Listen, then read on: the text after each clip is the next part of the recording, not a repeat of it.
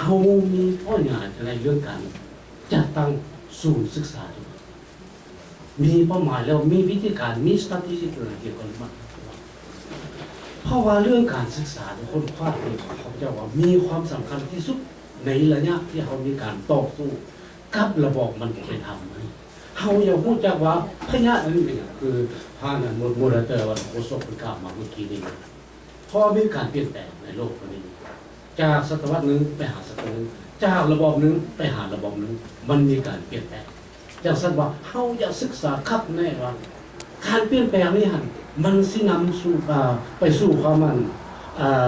อนาคตของชาติของโลกหนึ่งเป็นแบบไหนแล้วลาวเขามันอยู่ในสภาพแบบนี้มันสิมีการเปลี่ยนแปลงไปในคนในนี้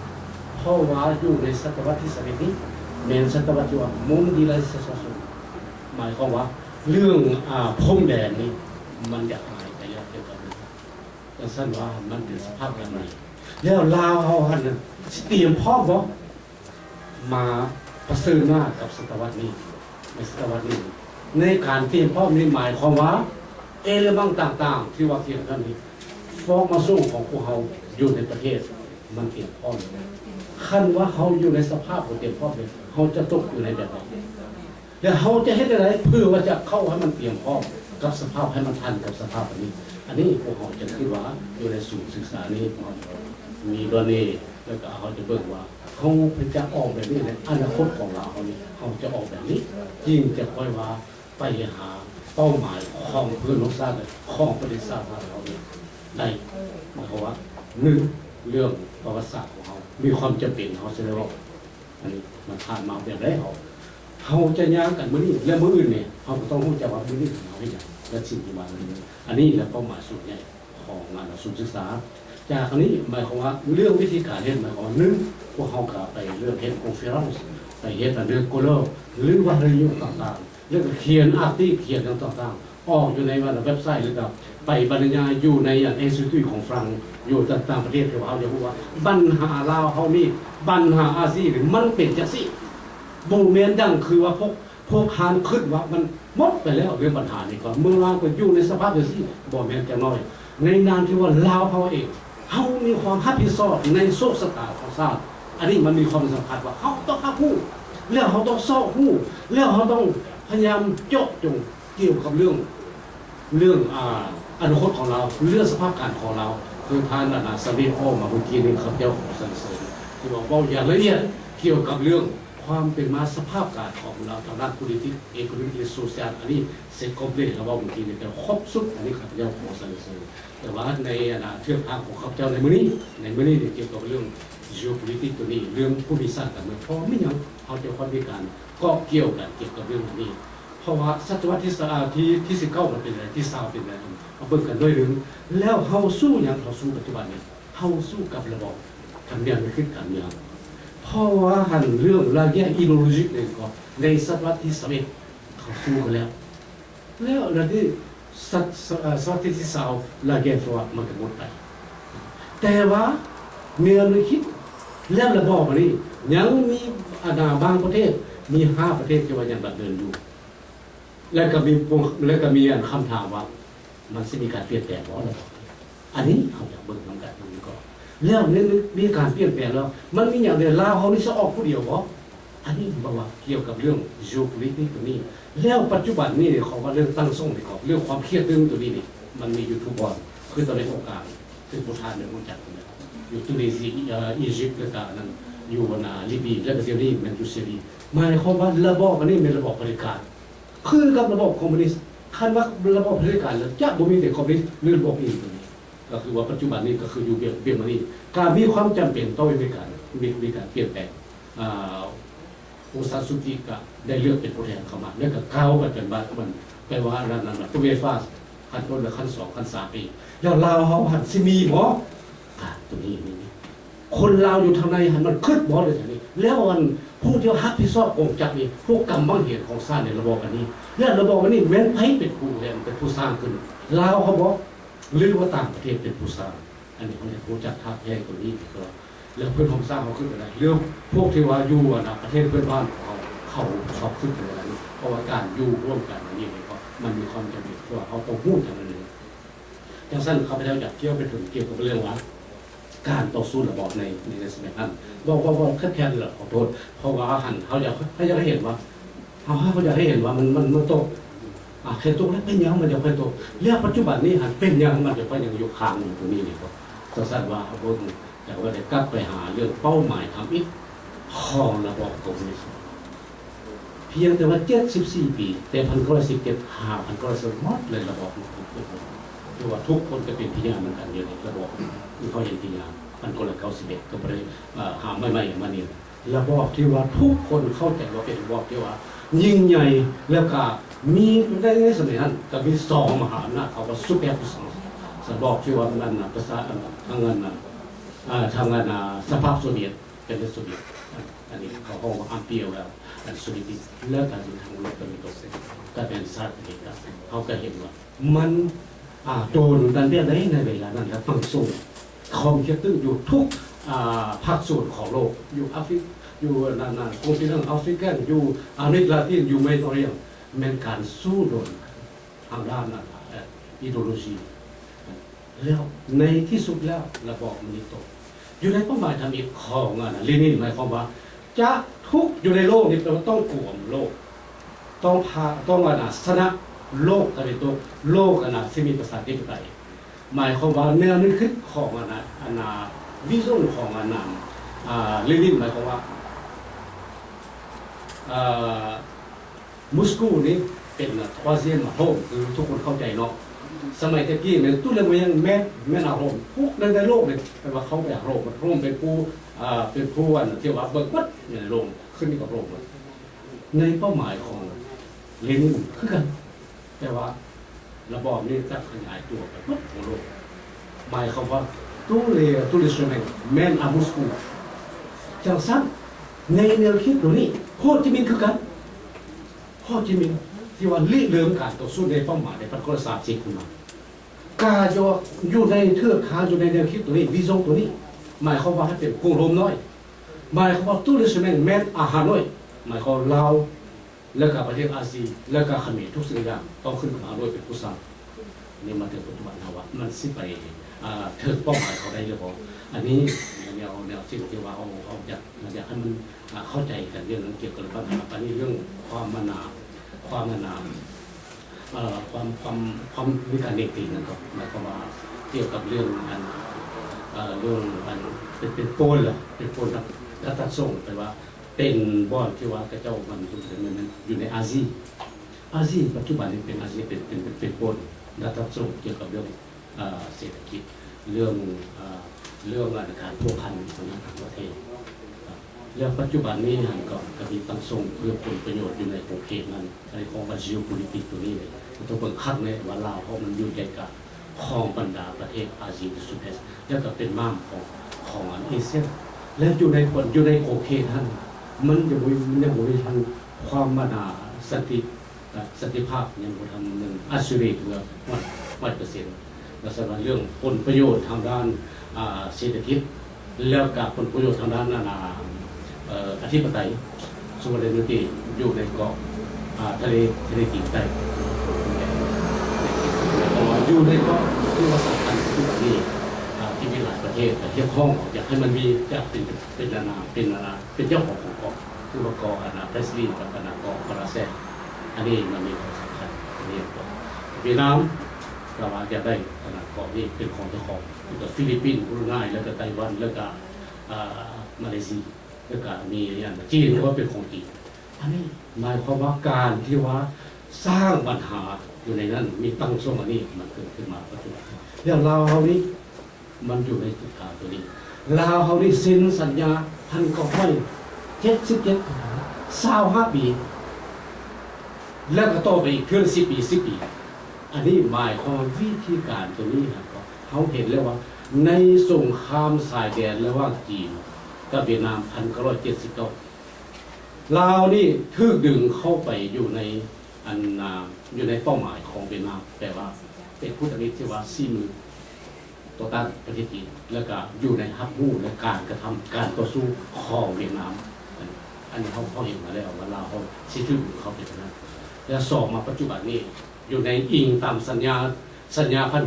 1977ทุกสิ่งทุกอย่างสัญญาตัวนี้ก็เมียนลาวอันเป็นเมืองขึ้นของเวียดนามโดยเฉพาะทุกด้านอันนี้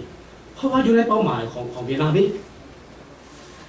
ในศตวรรษที่20ศตวรรษที่15นี่ครับเวียดนามจะก้าวเข้าไปถึงเป็นเป็นประเทศอุตสาหกรรมเดี๋ยวนี้ขั้นว่าไปก้าวไปถึงตัวนี้แล้วเวียดนามต้องการอย่างเวียดนามต้องการเรื่อง energy ตัวนี้ของด้านไฟฟ้าแล้วอยู่ในดินแดนของเวียดนามแต่เหนือตลอดใต้พวกฐานแต่เหนือตลอดใต้สามารถเฮ็ดเขื่อนได้มีแต่3เขื่อนเท่านั้นมีแต่3เขื่อน4เขื่อนแล้วอยู่ในโปรเจกต์ของเวียดนามโปรแกรมของเขาเวียดนามต้องการ35เขื่อนอยู่ในอยู่ในนิโวของของเขื่อนน้ำเทิง2และเวียดนามสิเอาเขื่อนตัวนี้มาผลิตไฟฟ้าอยู่ใส่มันก็เหลียวเบิ่งลาวโดย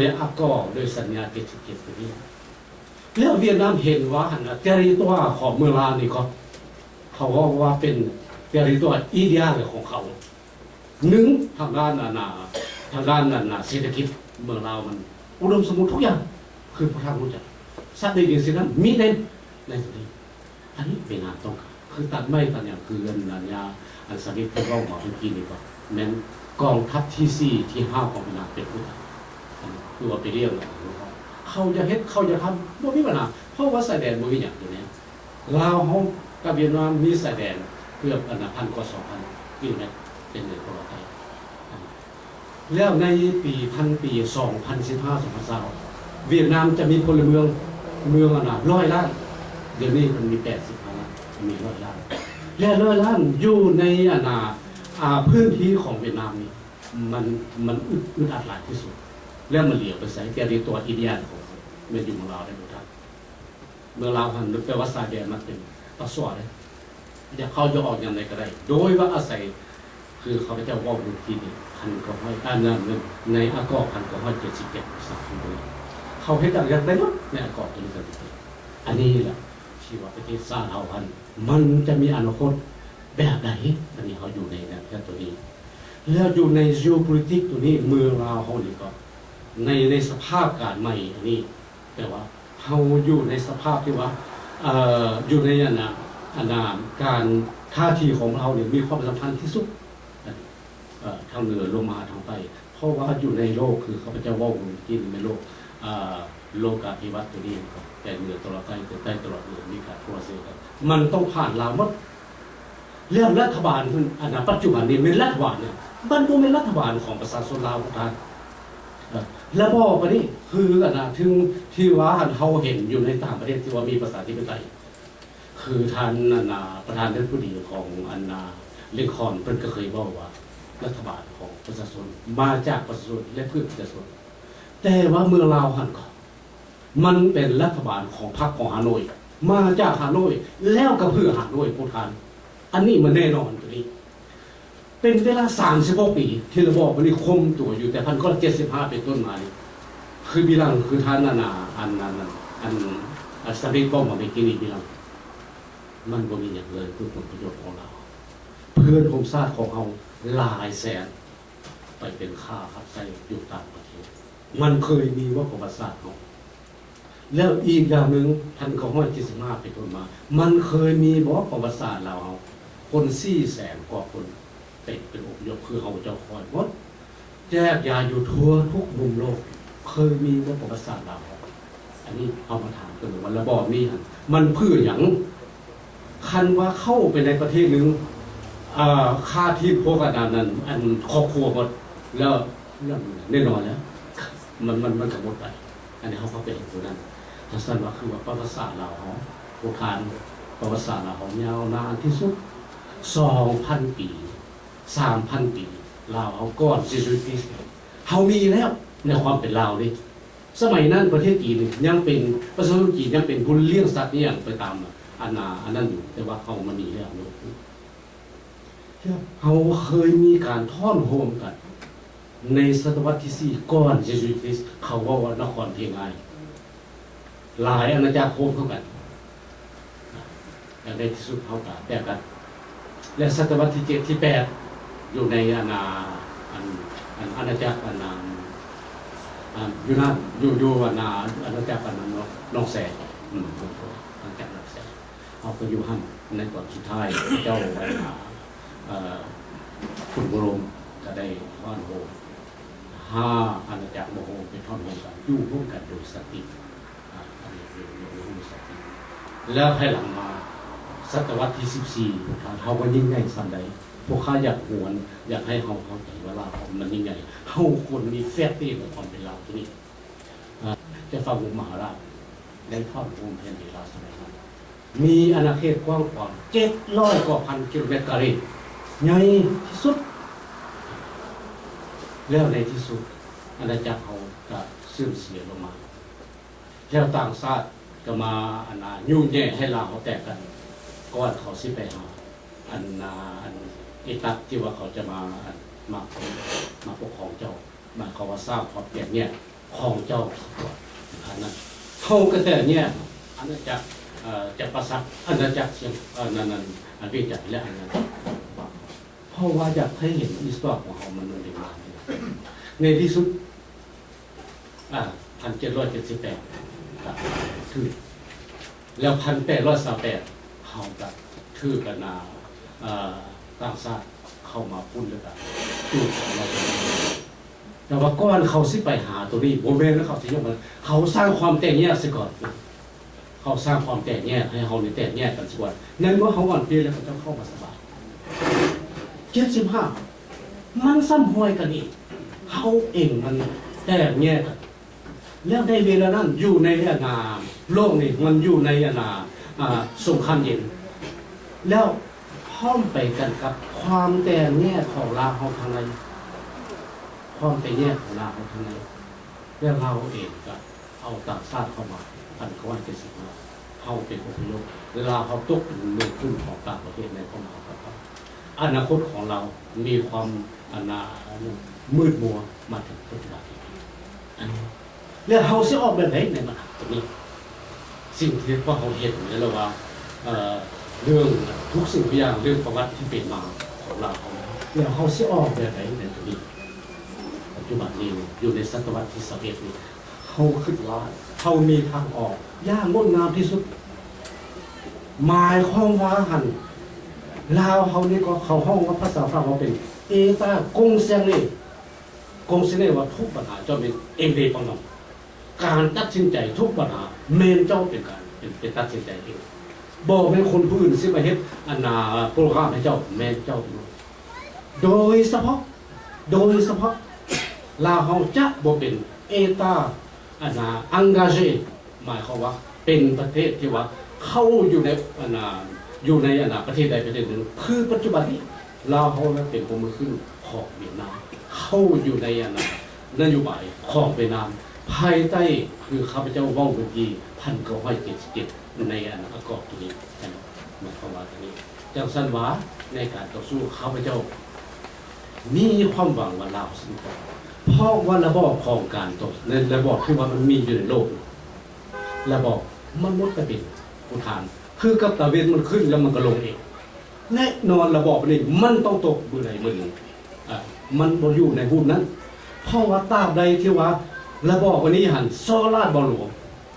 ระบอบวันนี้บีบใส่อำนาจเถื่อนใส่ประชาชนในเวลานั้นการต่อสู้ของประชาชนลาวน้ำมือนับขยายตัวเข้าอยู่ข้างในแล้วทางนอกของเขานี่ก็มีการต่อสู้กันอยู่นี่อยู่ทุกทักส่วนของโลกข้าพเจ้ามีความยินดีและก็ขอสรรเสริญเพื่อนประชาชนของเขาอยู่ทุกของพี่น้องต่อสู้มาตั้งแต่75มาถึงวันนี้การต่อสู้ของพวกเขานี่ก็บ่เคยลดละและบ่เคยเสียบัตรจากรุ่นพ่อรุ่นแม่มาแล้วเพิ่นก็หมดชีวิตไปรุ่นต่อมาจังสั้นปัจจุบันนี้ก็หมายความว่าชาตินี้ก็ความรับผิดชอบนี้มันตกมาอยู่ในบ่าของพวกเขาหมดทุกคนนี่นะครับแม่นพวกเขานี่จะเบิ่งนำกันจะศึกษานำกันว่าเฮาจะให้การสู้ไปในระดับและผมเปรียบเป็นวิธีใดให้มันแทบเหมาะกับการเปลี่ยนแปลงของโลกศตวรรษที่21คือข้าพเจ้ามานี่คือที่ว่าเพิ่นได้บอกมานี่เรื่องแปลงใหญ่ๆในศตวรรษที่21อันนี้ เขาสีสู้อันนี้แมนขึ้นกับเราเขาขอให้ลาวเขาฮะเป็นผู้ที่ว่าเบิ้งเรื่องสภาพการของเราแม้เราเป็นผู้ที่วางนโยบายเบิ้งไปกันยังก็สิเป็นไปได้เพราะว่าเขาเองจะต่างประเทศก่อนต่างประเทศหรือว่าเอกราชของโลกหรือว่าเอาเรื่องนั้นบ้างที่ว่ามีการพูดคำนั้นแม้ลาวเขาต้องเป็นลาวเขาสิก่อนถ้าวันลาวเขามีการตัดสินใจเพื่อผลประโยชน์ของเรานี่ข้าพเจ้าคือว่ามันจะเป็นยากอันนี้ข้าพเจ้าโอ้โหนี่แหละข้าพเจ้าคือว่าในการต่อสู้ของเขาสิ่งที่ว่าเขาต้องการที่สุดในความเป็นเราเรื่องกงเซียงนาสนานตัวนี้เรื่องสติศาสตร์มีความสำคัญที่สุดเรื่องเงินเรื่องคำจัดซื้ออันนี้บ่ได้เด็ดขาดอันนี้เรื่องสติศาสตร์เรื่องการต่อสู้ของเขาเนี่ยยังยาวนานและมียังก้าวไกลความอดทนของพวกเขามีถ้าว่าเขามีน้ำใจการต่อสู้100%ของความเป็นเรามีเฟียสเต้ของความเป็นเราคือข้าพเจ้าว่าเมื่อกี้เกี่ยวกับเรื่องที่มาของเราบอกเป็นของธรรมดาบอกเป็นศาสตร์ที่ว่าเกิดขึ้นเมื่อนี้เมื่ออื่นเมนศาสตร์ที่ว่ามีอริยธรรมสูงมีแนวคิดการจะตั้งมีความเจริญซิวิลิเซชันก้าวไกล